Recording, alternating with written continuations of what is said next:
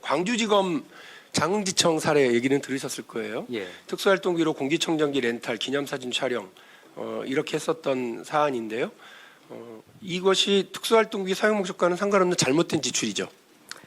저희들이 지적을 하고 환수 조치를 했습니다. 다만 저희가 금세 잊어버립니다만은 장흥지청은 검사 1명, 2명 있는 소규모 지청이라 30명이 안 됩니다. 근데 의원님 저 시기를 보시면 저 때는 코로나로 인해서 직원들이건 민원인이건 간에 굉장히 곤란했던 때입니다. 저렇게 작은 청은 다른 업무 추진비라든지 예산 소요 비용이 아마 없었기 때문에 본인들이 잠시 항목을 좀 전용해서 썼다가 지금은 다시 저희들이 시정 조치를 해놓은 그런 상황입니다. 총장님 길게 말씀하셨지만 잘못된 집행이다. 예, 이건 분명한 겁니다. 바로 잡아놨습니다. 그날 광주 고검장, 그 부산 고검장 이런 분들한테 쭉 물어봤는데 다 잘못 집행한 거다 이렇게 인정하셨으니까요. 예. 그 또 다른 사례, 대전지검 논산지청 총무팀장이 2021년 10월부터 12월까지 세 차례 걸쳐서 특수활동비를 총 44만 8천 원 지급받습니다. 이게 수사와 기밀유지, 정보 관련한 부서가 아니잖아요, 총무팀은? 그건 저희 시스템에 대해서 아마 조금만 제가 설명을 드리면 총무팀의 모든 직원들도 현장 수사 지원반이라고 합니다. 검찰청의 총무팀에 근무하는 직원도 압수수색을 가거나 집행을 하기 위해서 검거를 하거나 잠복을 할 때 별도로 지원반에서 꾸려서 나갑니다. 특히 저렇게 작은 청은 한 사람이 여러 가지 업무를 합니다. 이게 지금 총장님 말씀을 저희가 그렇군요라고 확인을 하려면 제대로 된 검증 그리고 어떤 집행지침을 통해서 이거를 확인하고 점검하고 있는지 이게 돼야 된다는 말씀이에요. 그러니까 지금 말씀만 100% 믿기가 어려운 게 다른 자료들을 계속 그 법무부와 검찰은 감추려고 그러고 관련된 증빙 자료들이나 이런 것들을 특히나 영수증은 휘발돼서 없어져 버리고 이렇게 되면 국민들로서는 의혹이 쌓일 수밖에 없다는 말씀. 을 드리고요. 저는 믿음을 갖고 싶지만 신뢰를 주지 못하고 있는 게 현 상황이다라는 말씀을 드립니다. 영상을 하나 좀 틀어 주시겠어요?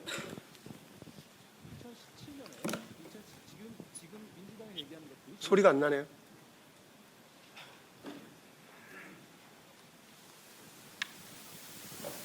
시간을 좀 멈춰주시겠습니까? 시간 멈춰줘서 2017년에 지금 민주당이 얘기하는 것들이 정략적인 이유는 이건 2017년에 여러 가지 감찰이 있었고 그 이후에 개선이 이루어진 상황입니다.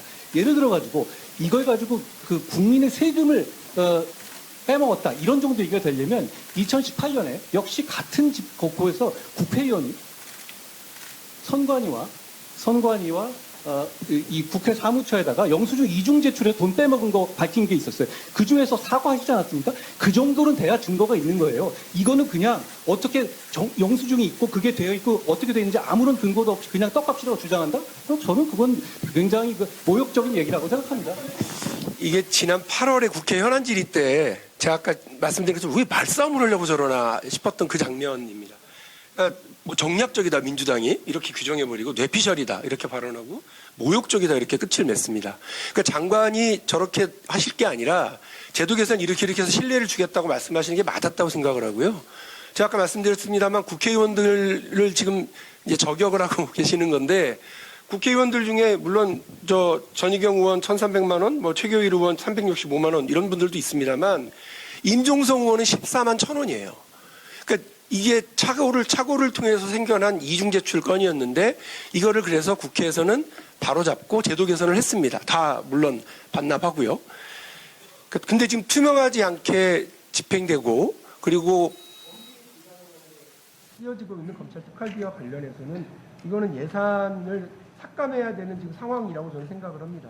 그렇기 때문에 이번 예산을 논의하기 이전에 검찰 측에서 관련된 지침과 지침을 공개하시고 또 국회와 감사원을 통해서 이렇게 검증 가능하게 제도가 좀 만들어졌으면 좋겠어요. 저도 그 안을 법무부에도 전달을 했고 이제 검찰에도 이 안을 전달할 수 있을 거라고 보고요. 서로 협의해서 이 문제에 국민들의 신뢰가 쌓일 수 있도록 제도 개선의 방향들을 좀 잡아갔으면 좋겠습니다. 저렇게 국회를 저격하고 국회의원하고 싸우려고 하실 문제는 아니다. 이 사안이 국민들이 신뢰를 주셔야 될 사안이라고 생각을 합니다. 위원장님 답변 좀 드려도 되겠습니까? 네, 답변하십시오. 예, 의원님, 그 집행 지침 문제에 대해서는 저희가 적극적으로 좀 살펴서 제출할 수 있는 부분을 정리해서 내는 방안을 적극적으로 좀 고민을 해보도록 하겠습니다. 이 특활비 문제는 특활비 자체의 정의가 기밀성이라고 하는 부분이 들어가 있습니다. 그런데 기밀성과 함께 또 투명성이라는 부분도 고려를 해야 되겠죠. 그런데 우선은 저희가 수사와 정보활동 또 이에 준하는 국정수행경비라고 해서 기밀성이 강조되다 보니까 종전에 그렇게 집행해 왔습니다. 17년 9월 제도 개선을 하고 18년 1월에 지침을 새로 만들어서 시행을 하게 됩니다. 18년 1월 이후부터는 말씀 주신 집행 내역과 함께 집행 증빙 자료를 다 갖춰놓고 있습니다.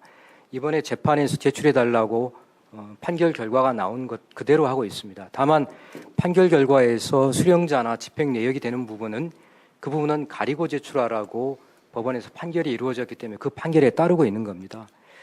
지난 정부 1년 차에 검찰의 특활비가 179억 원이었습니다. 지난 정부 5년 차에 검찰의 특활비는 80억입니다. 그러니까 정부 첫 해보다 44% 수준으로 특활비가 줄어들었습니다. 이미 상당 부분 제도가 개선된 것이라고 할 수 있겠습니다. 그러면 검찰 특활비가 어느 정도 규모냐고 하면 현재 해경과 비슷한 수준의 규모입니다. 2019년 7월 1일부터 18일까지 울산지검은 특수활동비 1,900만 원을 지급했습니다. 특히 7월 8일 하루에만 검찰청 소속 17명에게 1,450만 원을 나눠줬습니다. 직전 6개월치 특활비가 1,040만 원인데 유독 7월, 그것도 하루에 6개월치보다 많은 은밀한 수사 비용이 필요했다는 겁니다. 특활비를 몰아쓴 뒤 7월 19일 송인택 당시 울산지검장은 퇴임했습니다. 퇴임하기 전에 또는 다른 검찰청으로 이임하기 전에 몰아쓰는 행태입니다. 지난 2021년 1월 광주지검 장흥지청에 69,800원짜리 특활비 영수증, 공기청정기 렌탈 브랜드 이름이 적혔습니다. 가리지 못한 부분이 코웨이라는 게 있어가지고 이건 장흥지청도 인정을 한 겁니다. 공기청정기 렌탈비로 썼다. 8개월 동안. 검찰이 뉴스타파 압수수색에 나선 날 뉴스타파는 시민단체, 지방 언론들과 함께 지방검찰청 특수활동비 내역을 공개했습니다. 압수수색 때문에 기자회견은 건물 밖 주차장에서 진행됐습니다. 전출검사의 기념사진 비용 10만 원, 햄버거 집에서 결제한 12,100원도 특활비였다고 뉴스타파 측은 지적했습니다. 검찰은 매번 내역을 꼼꼼히 가려 공개했는데 실수로 제대로 못 가린 영수증에서 구체적인 실태들이 속속 포착된 겁니다. 결국 햄버거 하나 가리려고 하는 거냐? 이게 무슨 대단한 수사 기밀이냐? 지방검찰청의 특활비를 추가로 분석하고 있는 뉴스타파와 시민단체들은 특활비 내역이 불법 폐기된 정황도 있다며 왜 검찰 스스로 수사하지 않냐고 되물었습니다. MBC 뉴스 송구민입니다.